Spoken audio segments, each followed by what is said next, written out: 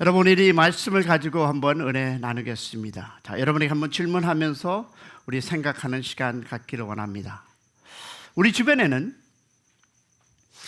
자신이 가지고 있는 것이 얼마나 소중한지 모르기 때문에 행복한 삶을 얼마든지 살 수 있는데, 또 불구하고 자신의 삶을 불행으로 이끄는 사람들이 많이 있습니다. 분명히 행복의 조건이 있어서 행복한데 자신도 모르게 자신은 불행하다라는 분들이 있는 것을 우리는 볼 수 있습니다. 그 중에 껌과 다이아몬드를 바꾼 아프리카 원주민의 이야기를 한번 여러분과 나눠보겠습니다. 아주 유명한 말인데요, 백인들이 아프리카에 처음 도착했을 때 한 동네에서 어린아이들이 반짝이는 돌을 가지고 노는 것을 보았습니다. 그것은 다름 아닌 다이아몬드였습니다. 그래서 그 백인들이 껌 한 통을 주면서 아이들에게 한번 씹어볼래? 하고 주었습니다. 원주민 아이들은 여태까지 살아가면서 한 번도 그 껌을 씹어보았지 못했기에 얼마나 그 껌이 맛있었겠습니까? 그런 다음에 백인들이 야, I have a deal for you. 껌 한 통과 그 돌을 바꾸지 않겠느냐라고 제안을 합니다. 아이들은 나이스! 얼마나 좋아서 다이아몬드를 한 개 주고 껌 한 통과 바꿨습니다. 백인들은 너희들이 더 많은 돌을 가지고 오면 더 많은 껌을 줄 수 있다라고 말합니다. 그러자 그 동네 모든 주민들이 자기들만 아는 곳에 있는 이 다이아몬드 광산에 가서 무엇을? 다이아몬드 원석을 가져다가 껌 한 통 하나씩 바꿨습니다. 여러분, 껌 한 통과 다이아몬드 하나, 이런 물품 교환이 어디 있습니까? 아니, 이렇게 기막힌 일이 일어날 수 있을까요? 그 이유는 여러분, 아프리카 원주민들이 자신들이 가지고 있는 그 돌의 가치를 몰랐기 때문입니다. 우리 인생을 살아가면서 너무 많은 것들을 가졌는데, 너무 많은 것들을 내가 소유하고 살아가는데 많은 분들이 불행한 삶을 사는 이유는 무엇일까요? 사실 사람들이 불행해지는 이유는 무엇이 없어서라기보다 자신이 가지고 있는 것의 가치를 모르기 때문입니다. 많은 이들은요, I have no money. 돈이 없어서 내 삶이 부족하고 불행하다고 생각합니다. 그러나 저는 돈이 많지만 불행한 사람을 만난 true story를 한번 이야기해 보겠습니다. 그녀는 병원에 입원했을 때 제가 신방을 한국 사역대 갔었습니다. 그러자 돈이 아주 많은 그 여인이 제게 말합니다. 목사님, 밭을 뿌면 어떻습니까? 제가 일당을 받는 밭을 뿌면 어떻습니까? 건강하기만 하면 소원이 없겠어요. 그녀는 그 많은 돈을 가지고도 건강 때문에 자신의 삶이 불행하다고 이야기했습니다. 밭을 보면 어떻습니까? 돈이 없으면 어떻습니까?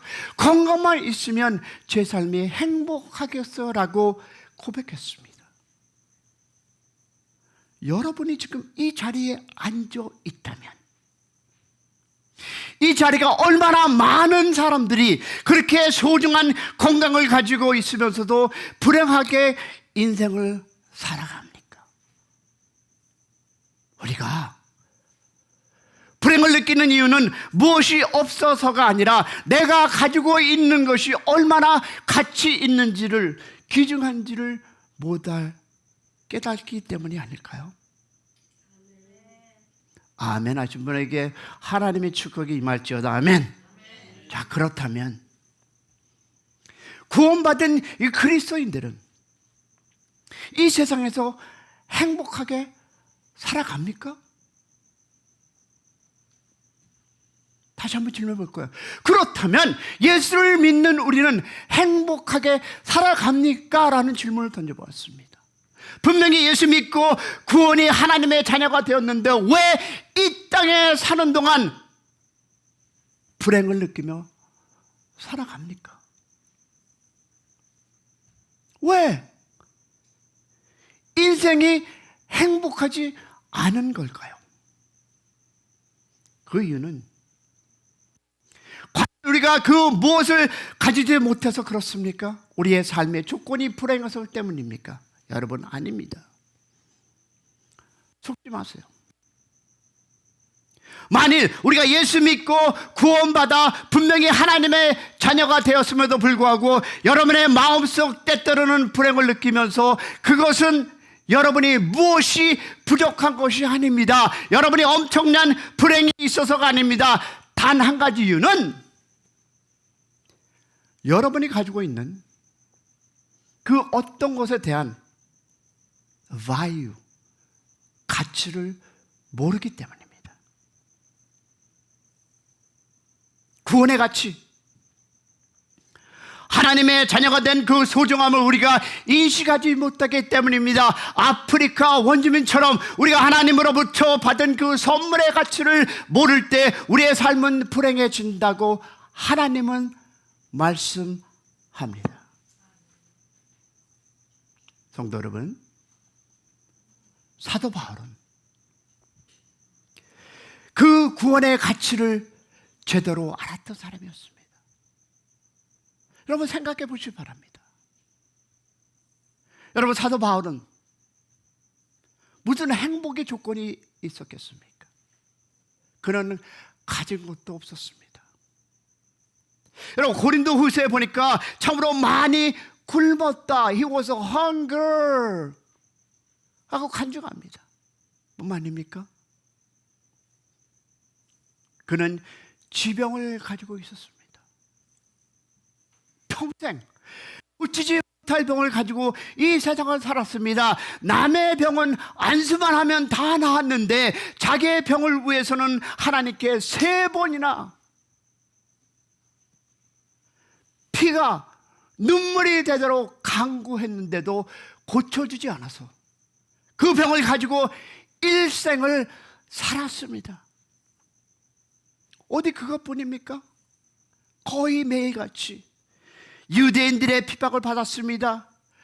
돌을 맞기를 하면서 40에 하나를 감한 매를 5번이나 맞으면서 3번 태창을 맞고 강도의 위험과 동족의 위험과 이방인의 위험과 거짓 형제의 위험을 물론 자기가 목표하며 양육했던 성도들조차도 그를 배신했습니다. 질문해 보겠습니다. 여러분, 사도 바울에게 무슨 행복이 있었겠습니까? 그러나 그는 우리에게 이렇게 간증합니다. 찬송하리로다.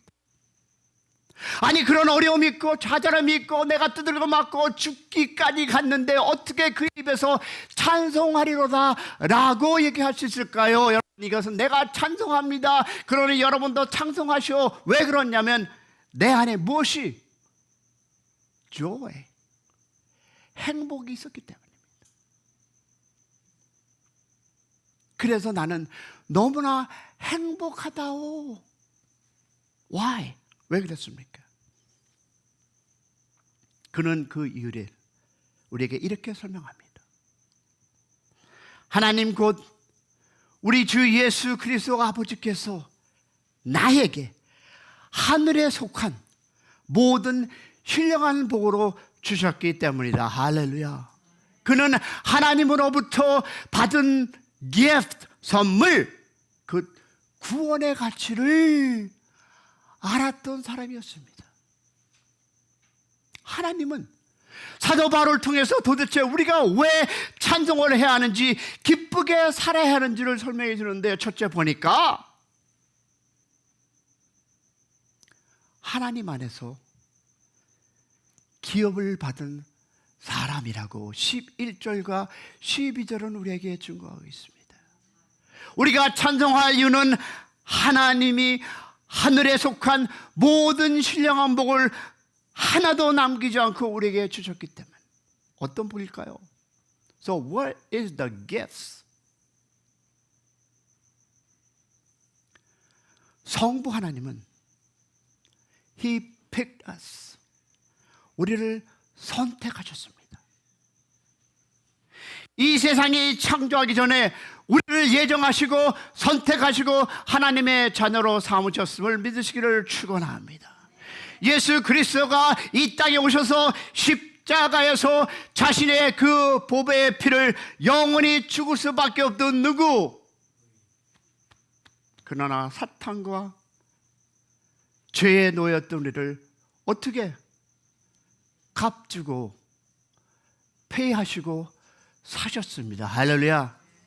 그리고 우리 모든 죄를 말끔히 사하여 주셨음을 믿으시기를 소망합니다. 그리고 마지막으로 사도 바울은 성령 하나님을 통해서 하나님께서 우리에게 주신 축복이 무엇인지를 설명하고 있는데요. 11절을 보니까 모든 일을 그의 뜻에 결정한 대로 일하시는 이의 계획에 따라 우리가 예정을 입어 그 안에서 기업이 되었으니. 할렐루야. 그러면 그 안에서 기업이 되었으니, 이 구절은 두 가지 핵심을 얘기하는데요. 첫 번째, 하나님 앞에서 기업을 얻었다고 할 수도 있고, 또 혹은 우리가 하나님의 기업이 되었다라고 할 수도 있습니다. 그러나 한글 성경은 이미 한쪽을 선택해서 번역했는데요. 우리가 하나님의 기업이 되었다고. 아주 훌륭한 번역입니다. 성령 하나님을 통해서 하나님이 우리에게 주신 그 놀라운 축복이 무엇일까요? What is the blessing? 첫 번째, 저와 여러분이 기업이 되었다는 것이었습니다. 여러분, 원래 이 기업이라는 말은 구약에서 땅이라는 의미를 합니다. 땅은 땅인데 죄인 앞에서 활당된 땅을 뜻합니다. 죄인의 소유의 땅을 의미하는데요. 그러면 성경에 의하면 원래 유대인들은 내 것은 없고 땅은 모두 하나님의 것이라고 항상 생각했습니다. 자, 예를 한번 들어보겠습니다. 여러분, 만일 우리나라가 그럴 일은 없겠지만 우리나라에서도 이렇게 한다고 생각해 보세요.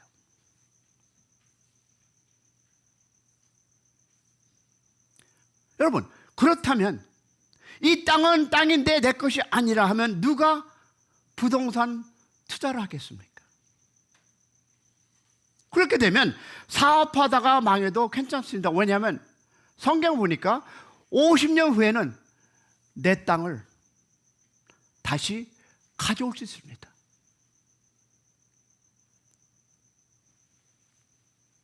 언더스탠 됐나요? 이렇게 너무 빡빡한 것 같네요. 오케이, 그러나 자손들에게 땅을 되돌림할 수는 없습니다. 왜? 다시 그 사람에게 50년 후에 도와주는데 어떻게 그 땅을 자식들에게 줄 수 있습니까? 내가 산 땅은 내가 농사 짓고 살다가 그 다음 50년이 되면 다른 사람에게 돌려줘야 합니다. 이것이 구약에 나오는 법칙입니다. 다시 말해서 무엇이 없다? 내 땅이 없습니다. 내 것이 없습니다. 그러나 하나님이 내게 관리하라고 할당해 준 그 땅, 그것이 바로 기업이라는 의미입니다.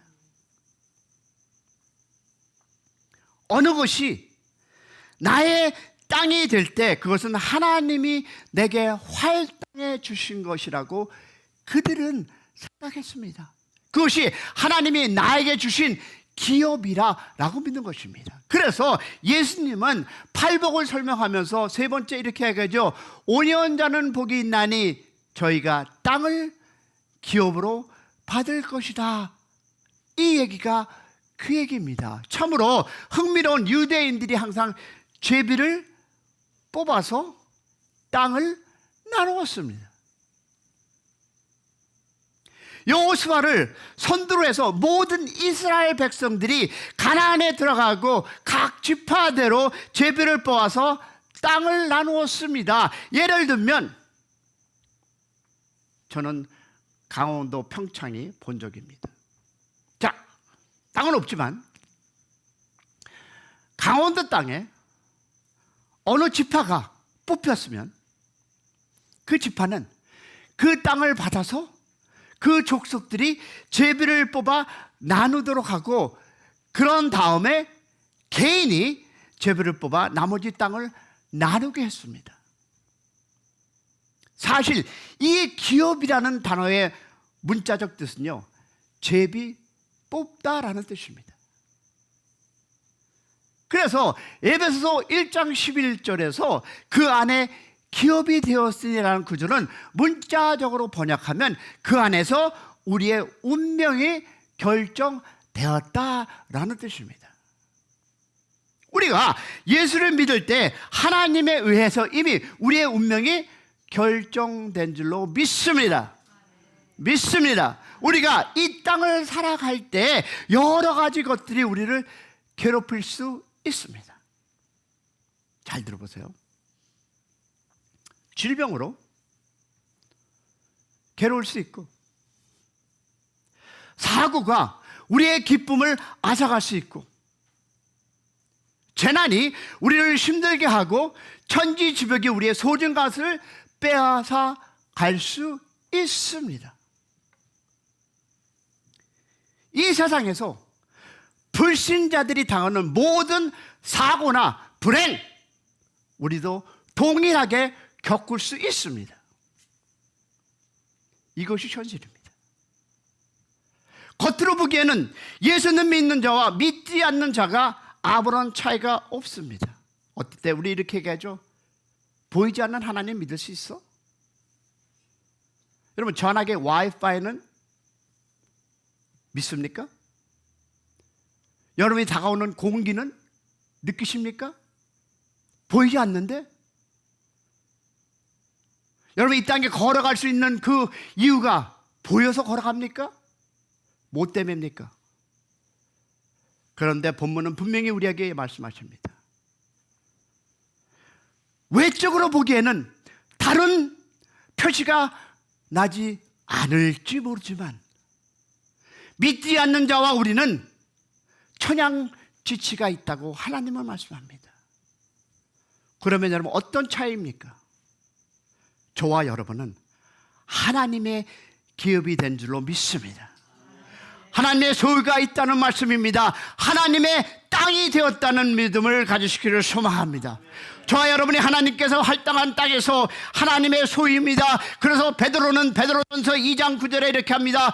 너희는 택하신 족속이요 왕같은 제사장이요 거룩한 나라요 그의 소 백성이라. 할렐루야.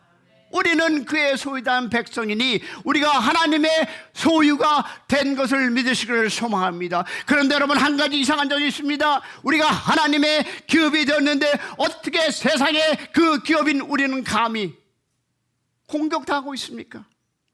왜 나에게 어려움이 있습니까? 나 왜에게 좌절함이 있습니까? 하나님이 기업이 된 후에 옆집에는 사고가 나도 우리 집에는 사고가 안 나면 얼마나 좋겠습니까? 앞집 사람은 병들어도 나는 병든다면 안 왔으면 얼마나 좋겠습니까? 아파트에 불이 났는 게 다른 집은 잿더미 되더라도 하나님의 기업을 우리는 멀쩡하면 얼마나 좋겠습니까? 그런데 현실은 그렇지 않습니다. 여러분, 리더스 다이제스트의 통계에 의하면 예수를 믿지 않는 사람이 암에 걸릴 확률과 믿는 사람이 암에 걸릴 확률은 the same, 똑같다라고 나와 있습니다. 예수 믿지 않는 사람이 교통사고 당할 확률과 믿는 사람이 교통사고 할 확률도 똑같습니다. 여러분 착각하지 마세요. 여러분 잘못 믿지 마시기 바랍니다. 이것이 우리의 현실입니다. 이런 이유로 신자들에게 갈등이 생기는 것입니다. 나 예수 믿고 열심히 교회 봉사했는데 왜 이런 일이? 여러분, it's going to be the same. 하나님이 기업이 되었는데 몸이 병이 생깁니다. 하나님이 기업이 되었는데 천재지변을 당합니다. 사고를 당합니다. 우리의 믿음이 부족했습니까? 아닙니다. 구원받고 하나님의 기업된 그 즉시 하나님이 약속한 축복이 우리에게 평생 쏟아진다면 얼마나 좋겠습니까? 그러나 성경에는 그런 일은 일어나지 않는다라고 말씀합니다. 여러분, 이것을 신학적으로 말씀드리면 already but not yet. 우리가 구원을 받았지만 궁극적인 구원을 얻은 것이 아니기 때문에 구원받은 하나님의 백성, 하나님의 기업이 된 저와 여러분도 이 땅에 살아가는 동안 다른 사람과 똑같이 고난과 재난과 질병과 사고를 당할 수 있다라고 얘기하고 있습니다. 아멘이 없는 거 보니까 왜 이런 좌절 같은 설교를 할까? 그러나 여러분, 이러한 이유 때문에 우리는 때때로 우리의 구원을 의심합니다. 정말 내가 하나님의 기업이 되었는가? 하나님이 나를 소유하셨으면 어째요 나에게 이런 일이 일어날 수 있단 말인가? 그러나 성경이 진리를 알지 못해서 방황하는 사람들이 우리 주변에 얼마나 많은지 모릅니다. 하나님은 이런 신자들의 갈등을 아시고 그의 말씀을 우리에게 이렇게 얘기하고 있습니다. 하나님의 기업이 되었으면서도 불구하고 우리에게 왜 고난이 오는지, 내게 하나님의 기업이 아닌지 이렇게 갈등하실 때 하나님은 13절에 이렇게 얘기하고 있습니다.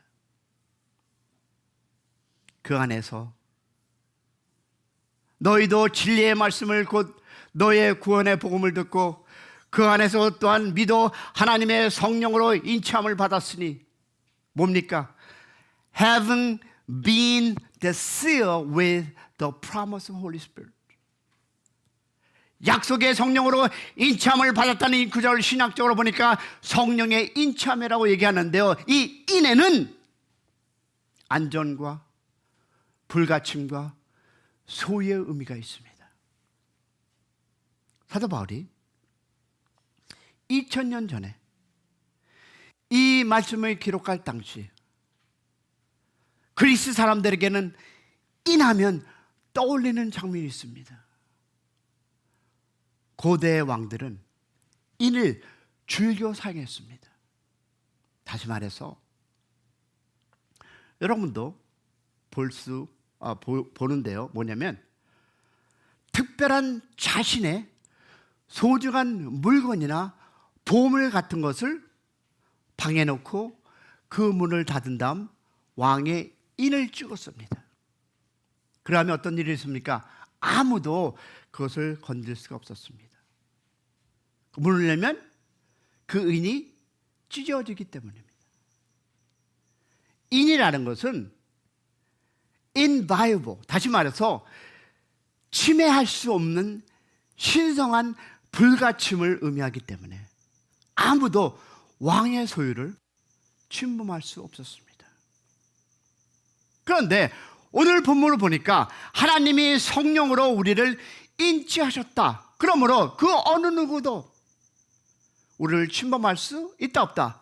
없다는 의미입니다. 왜냐하면 우리는 하나님의 인치된 자, 하나님의 소유되었기 때문에. 할렐루야. 그래서 로마서 7장을 읽어보니까 사도 바울이 우리에게 고민하고 있는 것이 뭡니까? 오라, 나는 공고한 자로다. 이 사망의 몸에서 누가 나를 건지랴. 여러분, 그러면 이 말씀을 보면서 여러분 혹시 캐치하는 단어가 무엇이십니까? 신앙생활이 쉽지 않다는 것입니다. 다시 한번 볼까요? 오라, 나는 공고한 사람이로다. 이 사망의 몸에서 누가 나를 건져내리오. 여러분, 두 마음이 그의 마음에서 싸우고 있다라고 고백합니다.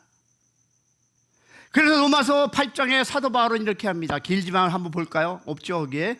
8장 35절부터 39절 제가 여러분에게 말씀을 나누겠습니다.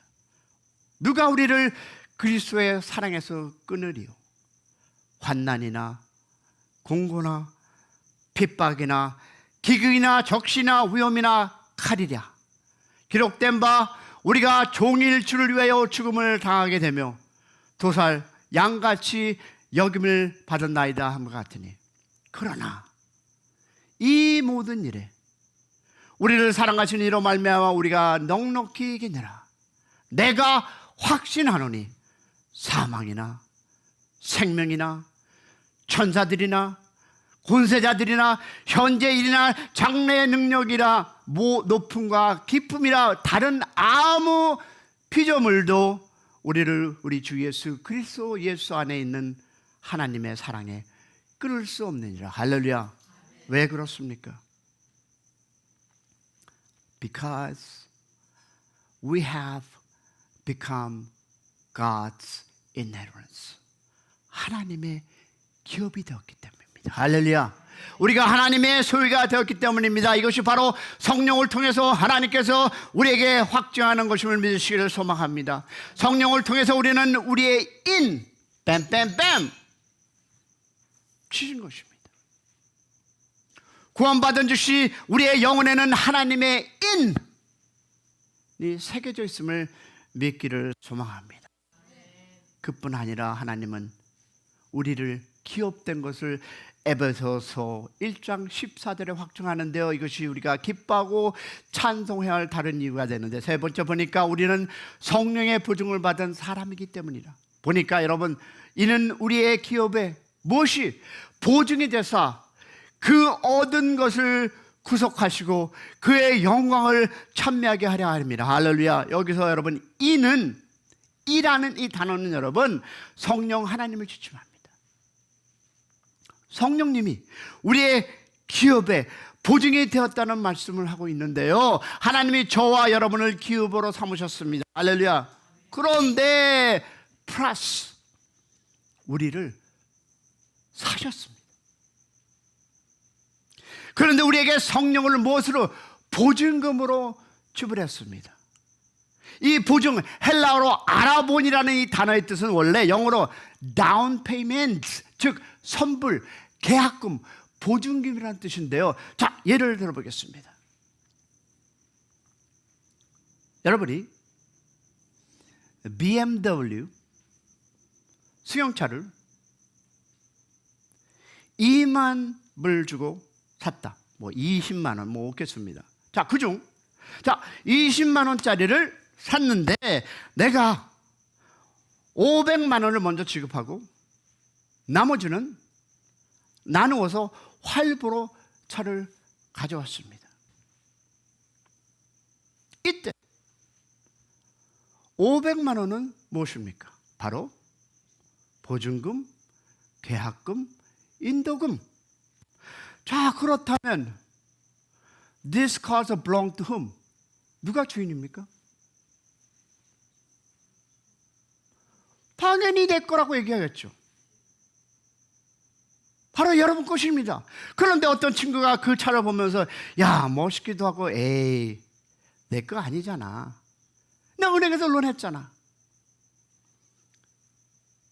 근데 이렇게 말하는 사람이 있습니까?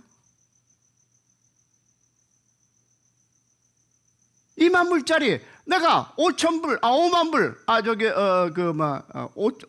500만 원에, 그러면 이미 내 것입니다. 맞죠? 물론 실제로 보면 아직 완전히 내 것이 아닐 수도 있습니다. 왜? 보증금 500만 원을 내고 할부로 갚기로 했는데 3개월까지만 내고 중단하면 어떻게 됩니까? repossess. 자동차 회사가 자료 회사입니다. 그러면 무엇도? 보증금도 떼는 것입니다. 하지만 여러분이 500만 원은 오케이 뭐 뗄 수일지도 모르지만 how about 3 million? 3억은 어떻습니까? 여러분이 뭐 이런 빌딩 있는 분들은 저에게 주시면 감사하겠지만 자 10억짜리 빌딩을 샀다고 해보십시오. 근데 보증금이 3억을 내고 매달 수천만 원씩을 갚기로 했는데 그까지 3억 뭐 에이 할 수 있습니까? 절대 그럴 수 없습니다. 도저히 포기할 수 없습니다. 하나님이 저와 여러분을 하나님의 소유물로 기업으로 삼으셨습니다. 그런데 우리는 무엇이다? 하나님의 완전한 구원을 받지 못했습니다. 그래서 이 땅에서 무엇이 고난 당하고 살아갑니다. 그러나 우리를 기업으로 사실 때 우리가 의심할까봐 우리의 마음에 무엇을 줬습니까? 보증금을 주셨습니다. 그 보증금이 무엇입니까? Thank you very much. 성령 하나님이십니다. 하나님이 성령님을 우리에게 무엇으로? 보증으로 주셨습니다. 할렐루야. 그럼 어떻게 살아야 합니까? 그 부분입니다. 성경에는 구원의 3가지 시세에 대해서 기록합니다. 우리가 이 구원의 3 시세를 모르면 늘 갈등하게 됩니다. 여러분, 이 3 시세는 첫 번째, 신분적인 구원, 과정적인 구원, 종국적인 구원이라고 부릅니다. 또 어떤 사람은 과거적 구원, 현재적 구원, 그리고 미래적 구원이라고 말합니다. 내가 예수 그리스도를 믿는 그 순간 신문적으로는 You are perfectly 완전한 하나님의 자녀입니다. 믿으십니까? 그러나 그 구원의 완성은 아닙니다. 우리가 왜 우리가 이 땅에서 고난당합니까? 하나님의 기업이 되었는데 왜 병들고 왜 천지지변이 있고 왜 사고를 당하고 왜 이런 어려움을 겪습니까? 그 이유는 우리가 아직 because not received the final salvation, 종국적인 구원을 받지 않았기 때문입니다. 그러나 여러분, 내가 아직 종국적인 구원을 받지 않았다 해서 앞으로 구원을 받을 수 있는지 장담할 수 없다라는 뜻은 아닙니다. 내가 신분적인 구원을 받았다는 그 사실은 언젠가는 종국적인 구원을 반드시 받으리라는 증거. 할렐루야. 그래서 하나님 우리에게 성령 하나님을 보증금으로 주신 것입니다. 그렇다면 우리가 어떻게 살아야 합니까? 12절에 보니까 이렇게 권면합니다. 이는 그리스도 안에서 전부터 바라던 우리는 그의 영광의 찬송이 되게 하려 합니다. 할렐루야. 그리고 14절에 얘기합니다. 이는 우리의 기업을 보증으로 대사 그 얻으신 것을 구속하시고 그의 영광을 찬미하려 합니다. 여러분, 돌을 맞으며 굶어서 배고파하면서 배신당하는 이 어려움의 삶을 여긴 가운데서 사도 바울은 외칩니다. 찬송하라. 할렐루야. 여러분의 역경이 있다 할지라도 하나님을 찬송하는 여러분 되시기를 소망합니다. 여러분이 고난이 있다 할지라도 하나님을 찬송하는 그런 삶을 사시기를 축복합니다. 왜냐하면 하나님 곧 우리 주 예수 그리스도 아버지께서 그리스도 안에서 하늘에서 그 모든 신령한 복을 우리에게 주셨기 때문에 할렐루야. 성부 하나님은 이 세상이 만들기 전에 여러분을 선택하셨고 자녀 삼으셨습니다.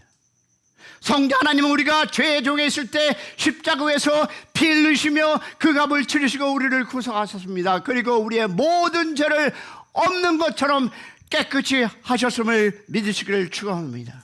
이 성령님을 통해서 하나님은 우리를 하나님의 기업으로 삼으셨습니다. 그 기업됨을 의심할 것 같아서, 우리가 의심할 것 같아서 우리가 의심할 것 같아서 성령님으로 우리의 영혼을 인치 도장 찍으셨음을 믿기를 소망합니다. 그리고 성령님을 보증 다운 페멘 하셨습니다. 그래서 바로 묻힙니다. 성도들이여 찬송하시옵소서. 여러분, 이 엄청난 구원을 얻은 그리스도인들은 이 땅에 살아가면서 왜 그렇게 불행하게, 왜 그렇게 어리석게 살아간 줄 아십니까? 그 이유는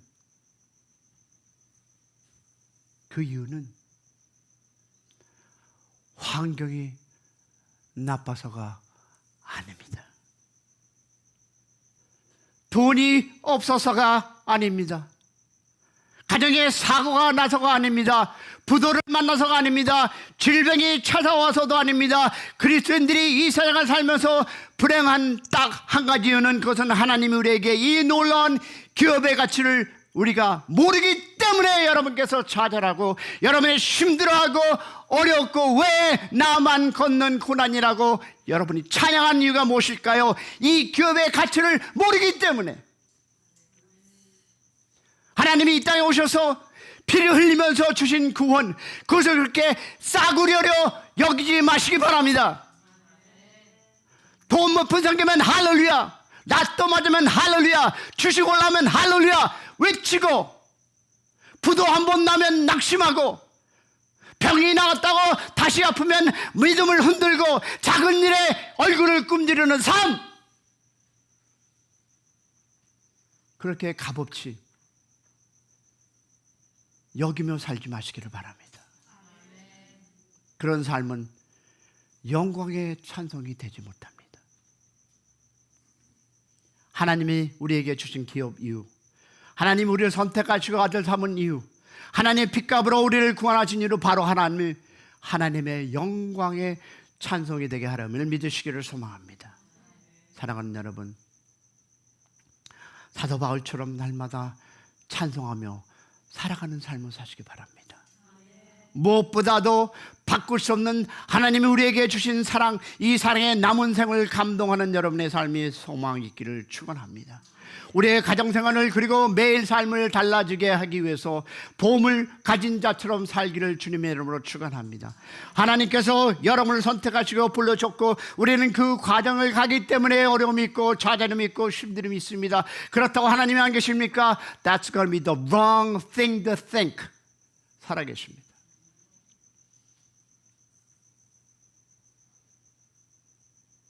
왜 하나님이 살아계시는데 왜 아픕니까? 그러나 하나님은 살아계십니다. 이 좌절 속에서 하나님 어디 계십니까? 하나님은 함께 하십니다. 여러분이 생각할지라도 아니라고 여러분이 아무리 이야기한다 할지라도 하나님은 살아계시고 때가 되면 하나님은 분명히 여러분을 부르실 것이고, 여러분이 하나님께 아멘하고 안 갈 때는 분명히 하나님이 좌절을 통해서, 어려움을 통해서, 고난을 통해서 하나님을 아들로 다시 일어서게 함을 믿고 기도하는 여러분 되기를 소망합니다. 찬송하겠습니다.